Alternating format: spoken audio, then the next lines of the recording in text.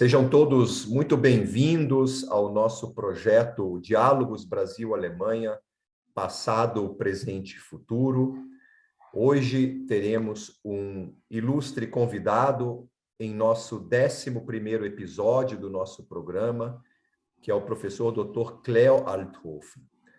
O professor Althofen possui doutorado em Germanística pela Johannes Gutenberg Universität de Mainz, na Alemanha, e pós-doutorado como bolsista da Fundação Alexander von Humboldt nas universidades de Kiel e Marburg. Ele é professor titular do Departamento de Línguas Modernas na área de Língua e Literatura Alemã da Universidade Federal do Rio Grande do Sul e professor efetivo do Programa de Pós-Graduação em Letras na linha de pesquisa de Sociolinguística. Ademais, ele coordena a rede de pesquisa internacional www.alma-Diversität, que reúne pesquisadores em torno do projeto Atlas Linguístico Contatual das Minorias Alemãs na Bacia do Prata, Hunsrückisch, projeto binacional que desenvolve em parceria com o professor Harald Thun, da Universidade de Kiel, com o apoio da Fundação Alexander von Humboldt.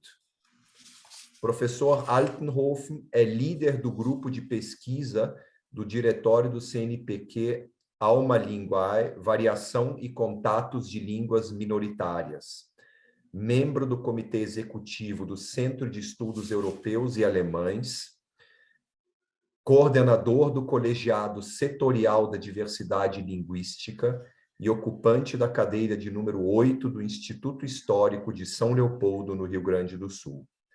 Em 2021, foi agraciado com a Ordem do Mérito da República Federal da Alemanha, o famoso Bundesverdienstkreuz am Bande, por suas importantes contribuições às áreas de língua e cultura alemã no Brasil. Seja muito bem-vindo à nossa entrevista de hoje, professor Althofen.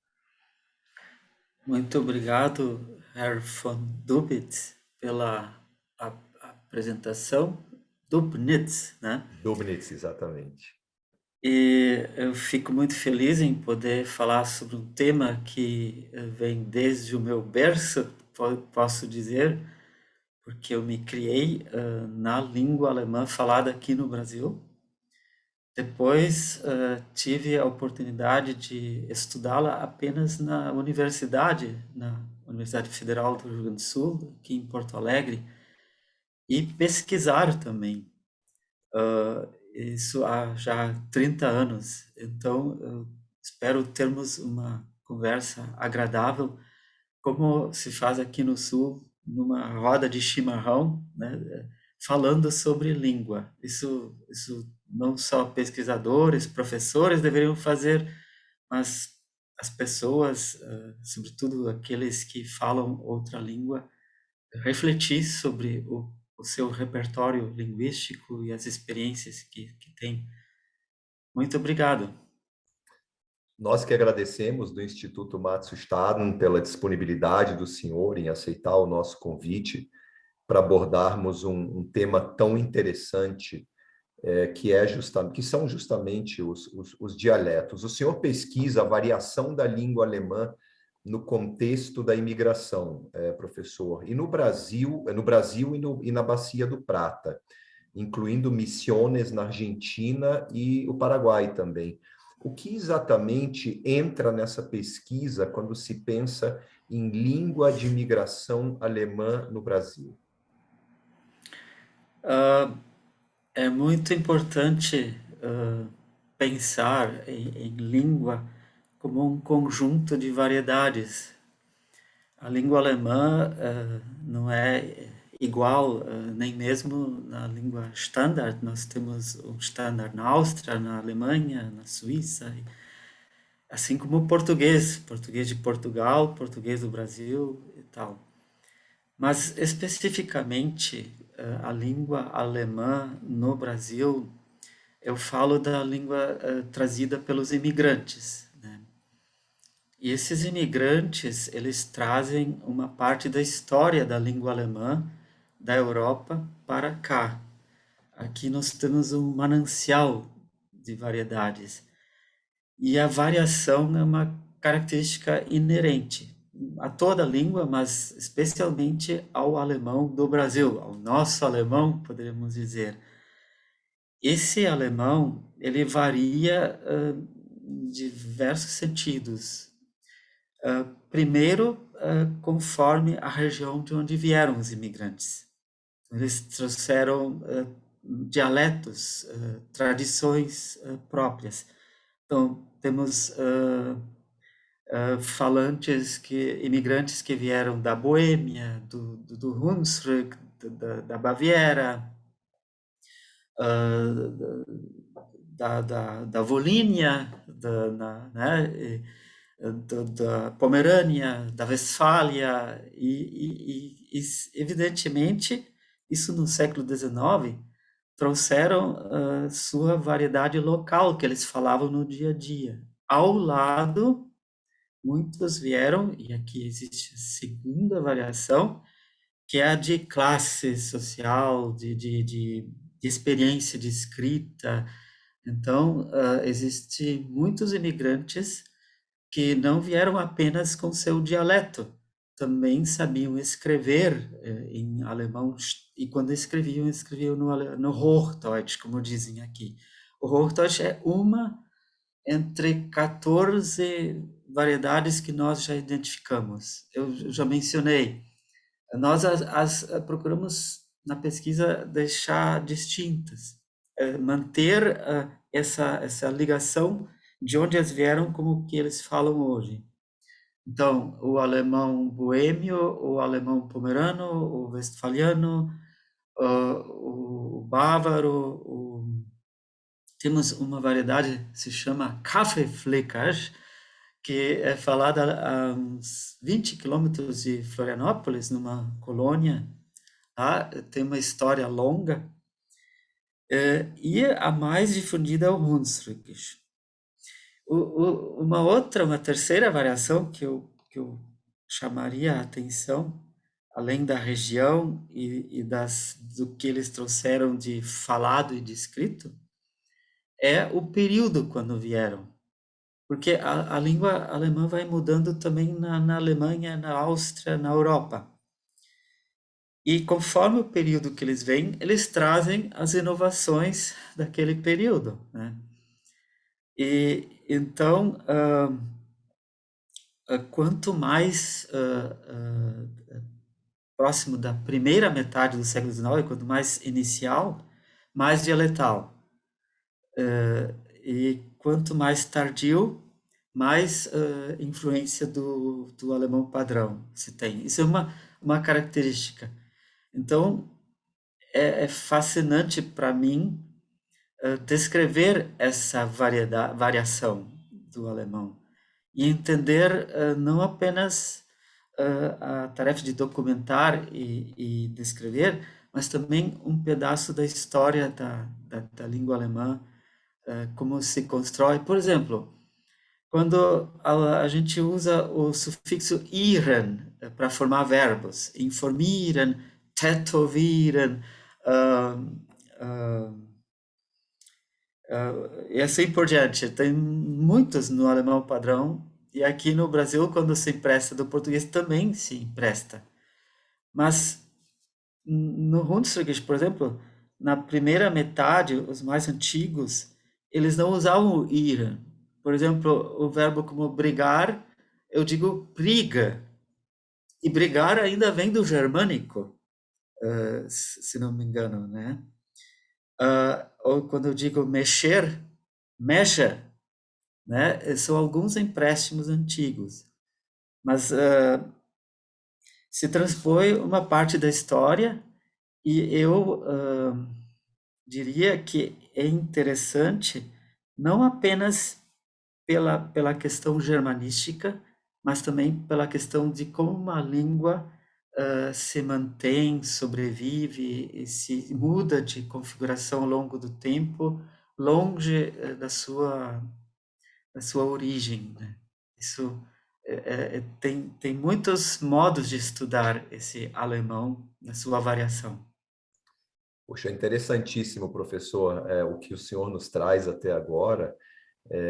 14 variedades diferentes de um idioma dentro de um país chamado Brasil, na verdade concentrado principalmente na região sul, se eu puder dizer isso dessa forma.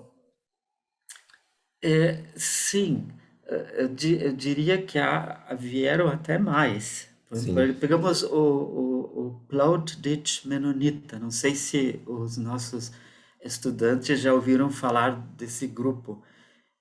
Especialmente no Paraguai, há muitos menonitas, sim, comunidades sim, menonitas que falam o baixo alemão e o alemão padrão, o Hochdeutsch, nas práticas religiosas. Nós temos uma comunidade aqui em Colônia Nova, Bagé, na fronteira com o Uruguai. sim, Temos em Whitmarçom e Curitiba. no Paraná, E sim, temos em Rio Verde, em Goiás. Então, três núcleos três localidades diferentes, né? bem distantes, bem Sim, distantes. sim, Então, e eles se distinguem em parte. Então, quer dizer, não é só o sul do Brasil. O Hunsrück, por exemplo, o Rio Grandense, no caso, ele começa aqui nas Colônias Novas, perto de Porto Alegre, e sim, vai se difundindo para os lados, né? Até Santa Cruz, até sim, Agudo, até ao longo do Rio Jacuí, Sinos, sim, Caí, sim. depois vai para o noroeste do Rio Grande do Sul, Misiones e assim por diante. Professor Altenhof, aproveitando que o senhor acabou de falar do Hunsrückisch, quando fiz a apresentação do senhor, mencionei um projeto também chamado Atlas Linguístico Contatual das Minorias Alemãs na Bacia do Prata, abreviado como ALMA, que pesquisa justamente uma das variedades, que é o Hunsrückisch. O que é exatamente esse Hunsrückisch e o que o torna tão diferente e interessante? Obrigado pela pergunta. O nome remete à região do Hunsrück, né, de onde veio a base dessa variedade. Não quer dizer que todos que falam Hunsrück são originários dessa região, Uhum.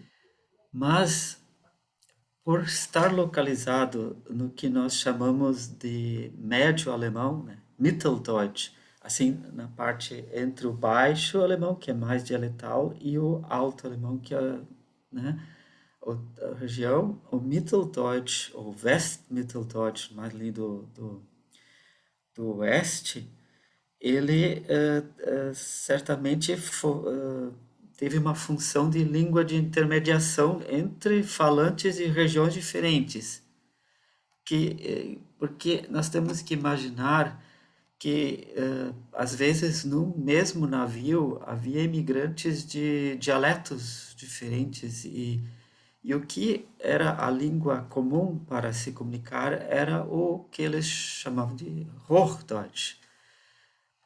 Esse Hunsrück já é muito próximo. Então, comparado com o pomerano e westfaliano, ele é parecido com o Hochdeutsch, próximo, né? Comparativamente.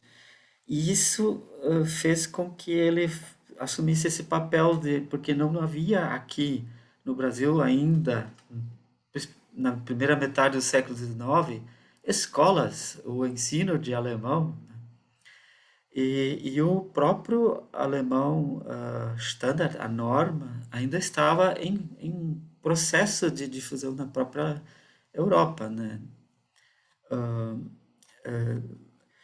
Vale lembrar umas questões assim da escola, né? Da influência da Prússia, essas coisas todas. Sim, O Hunsrückisch é chamado, inclusive, por alguns westfalianos, e já uns pomerâneos no Espírito Santo disseram: Tu sprichst Hochdeutsch. Porque para eles é tipo algo sim, mais parecido com a norma escrita. Então, por isso sim, que ele teve essa facilidade de se impor. por exemplo, aqui no sul, como localidades como Nova Petrópolis, tem três áreas. Tem a área dos boêmios, tem uma área que foi ocupada por hunsrückianos e a área que foi ocupada por pomeranos. E eles falam mais ou menos um alemão. Os pomeranos não falam mais o pomerano. Por quê? Porque ficou esse alemão de intermediação. Sim. E por isso a importância dele. Ele teve essa função de propiciar a intercomunicação e com isso, por suas características, ganhou fluxo e poder de difusão maior. Mas, ao mesmo tempo, ele também estava aqui, né? Então, muitos grupos de imigrantes de outras regiões vêm depois. Então, eles vão, que nem um vagão, eles vão chegar numa área muito perto dos que já estavam. Sim. Então, o pioneiro é como o professor do novo imigrante. Uhum. Isso explica. Eu fui semana passada no lançamento de uma gramática da língua westfaliana. Puxa, que interessante. E, e, e aí me deram também um dicionário. É uma comunidade no meio dos hunsrückianos, Uhum. no Vale do Taquari, em Sim. Westfália, Uhum. e eles falam as duas. Que Eles falam, às interessante. vezes, muitos falam as duas, o Westfälisch e o Hunsrückisch. O Hunsrückisch para eles é mais perto da língua escrita. E eles têm palavras parecidas. Por exemplo, para nomear a fauna e a flora, ou eles criavam neologismos, os que já estavam, ou eles emprestavam do português, que emprestou dos índios. É. Por exemplo, quantas palavras de árvores são do Tupi-Guarani? Cabriúva, né? O umbu, sei lá o quê. Esse umbu, no Hunsrück, por exemplo, se chama Käsbaum, ou Respawn. Käsebaum, né? Yeah. Hã? E é porque o tronco dele é como um queijo, né? Que é um Käse, né? No entanto, há aves, né? Como o quero-quero, ou o Sim. João de Barro. O Sim. quero-quero é muito parecido com uma ave que havia lá, eles chamaram aqui de kivit, né? Kivit.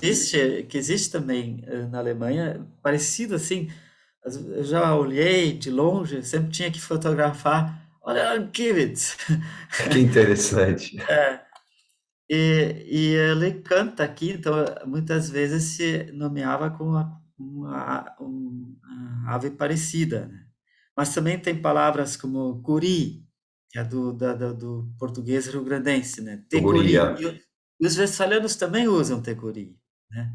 Ou eu fui entrevistar uma vez um grupo pomerano em Pomerode, né? Fizemos uma entrevista. E eles diziam, se não me engano, se era chutar a bola. Nós dizemos Schutze, eles diziam Schude, que é um empréstimo do inglês, né? Sim, sim, sim. Chutar. Então, as línguas, compreender isso, como elas se formam historicamente, elas fazem trocas o tempo todo entre as culturas e por quê? Pelas necessidades comunicativas, né? Porque a nova cultura, o novo meio, a nova comida, a nova fauna, a nova flora, isso cria novas exigências. E os hábitos também. Então, é falso dizer que alguém fala muito aportuguesado o Hunsrückisch. Não, pode-se falar o Hunsrückisch super bem, né? Eu, inclusive, por exemplo, escrevo poemas, porque é uma das Sim, minhas línguas maternas, sim, ao lado do português. E tem aqueles que falam bem mais mesclado. Isso é sim, normal no contato linguístico. sim. Então, esse Hunsrück tem essa importância, esse papel intermediário que o distingue dos demais dialetos, né?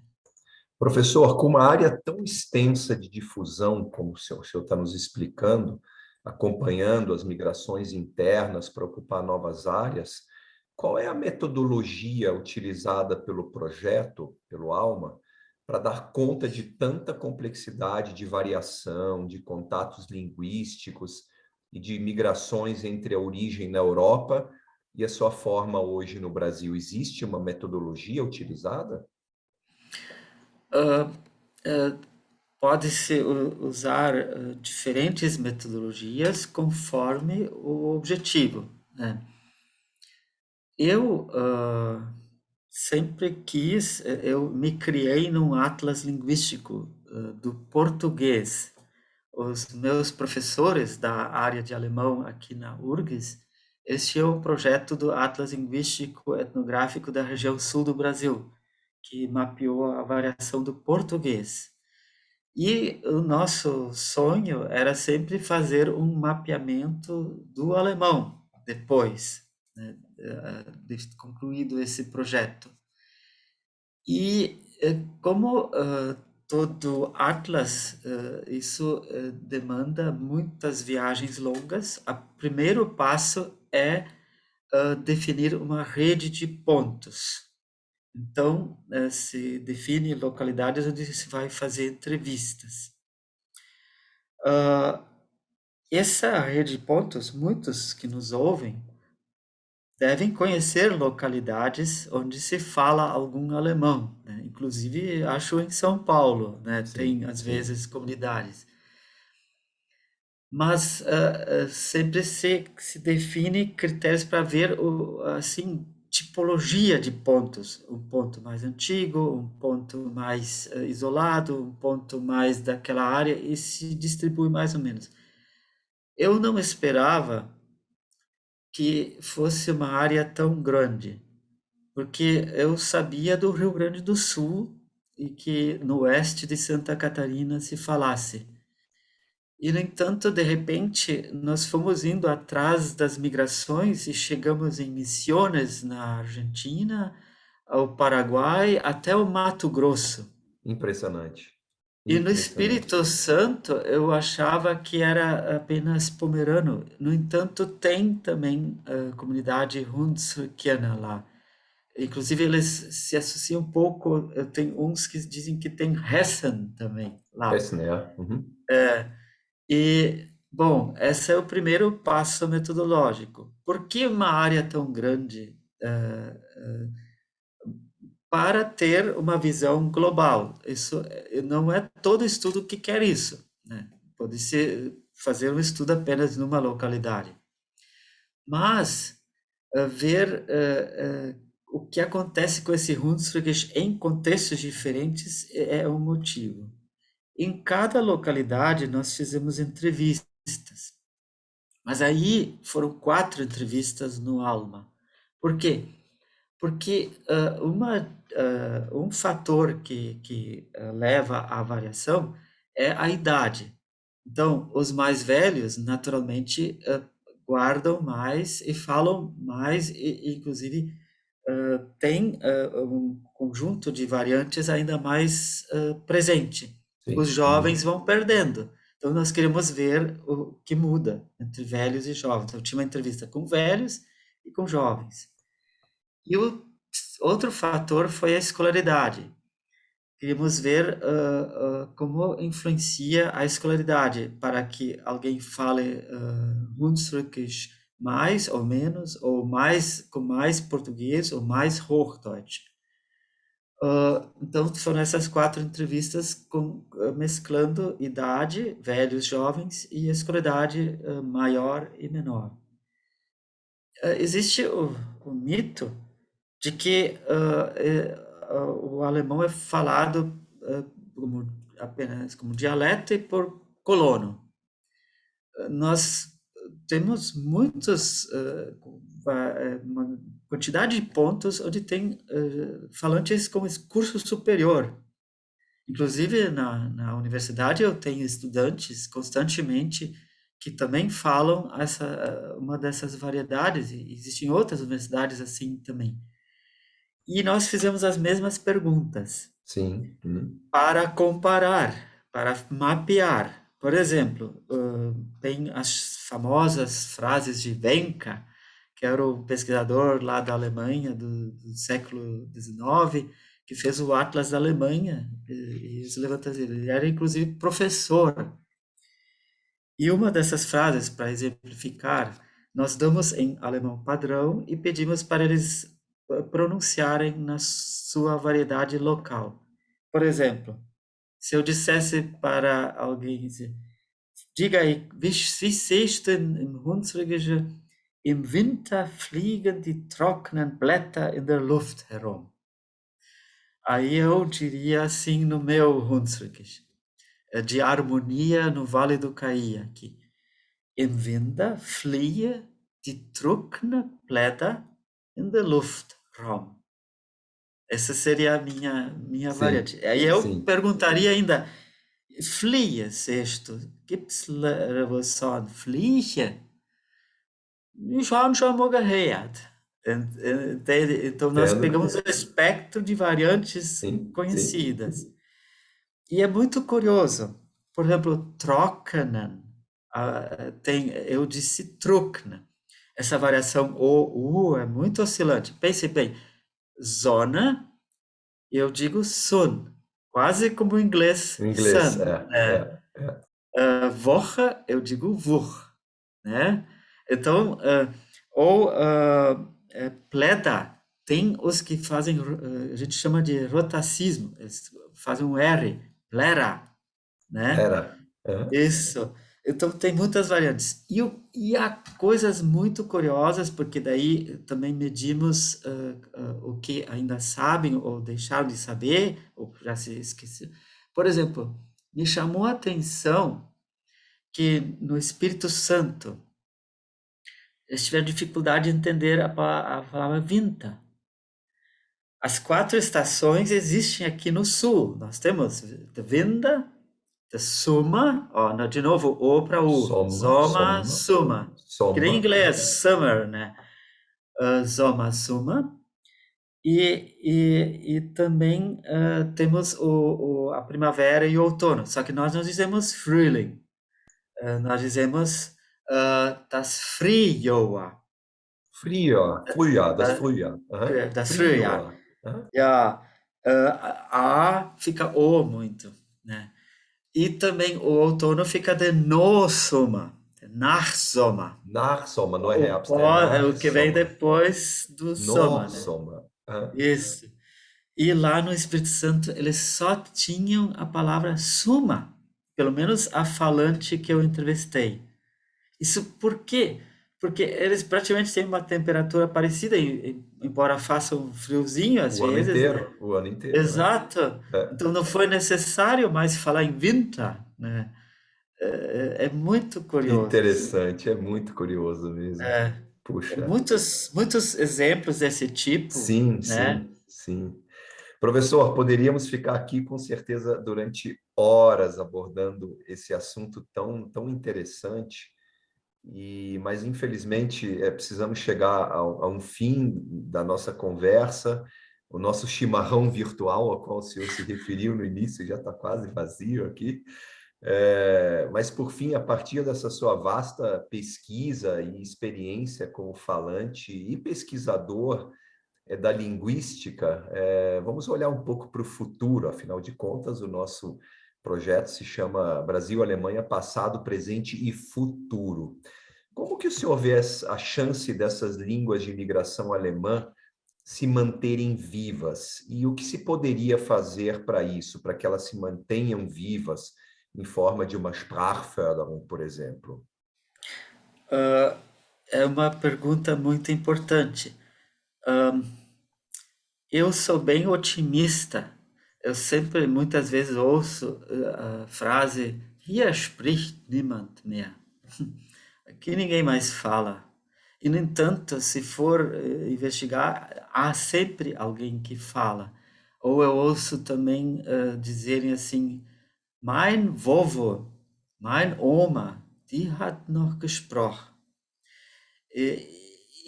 Então morrem as gerações mais velhas e vai se perdendo. É fato, sim, existe uma perda acentuada nos últimos anos. Porém, uma língua não morre assim de um dia para outro, assim, repentinamente. E ela é difícil fazer prognósticos. Pensemos que agora, em 2024, vamos completar 200 anos. Eu sou já a quinta geração no Brasil, os meus antepassados vieram em 1827 e na Puxa, minha família ainda ainda se fala nos fins de semana, se eu vou para lá, eu falo o alemão, o Hunsrückisch. Hunsrückisch, aham. E, no entanto, entre os netos e sobrinhos e sobrinhas, já predomina o português, agora nos últimos anos. Mas a vitalidade linguística do alemão é surpreendente, considerando esse tempo todo. Eu trabalho em grupos, aqui no Rio Grande do Sul nós temos um colegiado da diversidade linguística vinculado ao Sistema Estadual de Cultura. Nós também fizemos eventos que as outras línguas participaram sobre educação para o plurilinguismo. Mais do que manter a língua, é importante ter a consciência do que representa a língua, Exatamente. porque o significado de eu falar um dialeto que eu não vou aprender facilmente e que muitos têm vergonha, no entanto, como o cônsul Thomas Schmidt, nós sempre conversamos, é um conhecimento em si, Exato. que chegou aqui depois de um longo caminho e um longo período, e aí ainda subsiste, não só do alemão, de todas as línguas no Brasil. Ele como plurilinguismo, como habilidade, pode me abrir outras portas. Por exemplo, como eu falei, das semelhanças com o inglês, ou das semelhanças com o sueco, ou com o baixo alemão, a habilidade de entender mais de uma língua por uma variante muito parecida. Exato. Isso eu acredito que é tema que deveria ser mais trabalhado na escola para subsidiar as disciplinas e para produzir a autoestima, para otimizar as habilidades que são quase inatas no bilinguismo na sociedade. Então, nós trabalhamos, eu sou da opinião que a própria pesquisa, ao produzir conhecimento, a visibilizar, ajuda na manutenção, na preservação. Nós estamos agora para lançar, na Semana da Língua Alemã, um e-book com vários textos, 32 textos bilíngues, em uma variedade do alemão, incluindo o Hochdeutsch, que também é uma variedade, o alemão padrão, e em português sobre a língua materna na diversidade do alemão. Sim.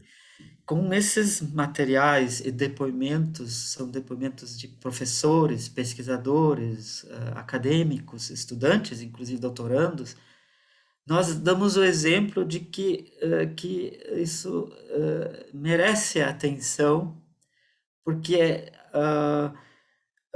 ao entender o significado, eu posso melhor cultivar. Uma língua, para se manter, precisa ser cultivada. Alguns, por exemplo, não têm mais a oportunidade de cultivar, porque mudam de localidade e não tem com quem conversar. Sim. Mas outros, quando, por exemplo, moram na cidade, têm a oportunidade, vão degustar esse sentimento de estar em casa, porque não são apenas conhecimentos e línguas, são também identidade deles, a história deles.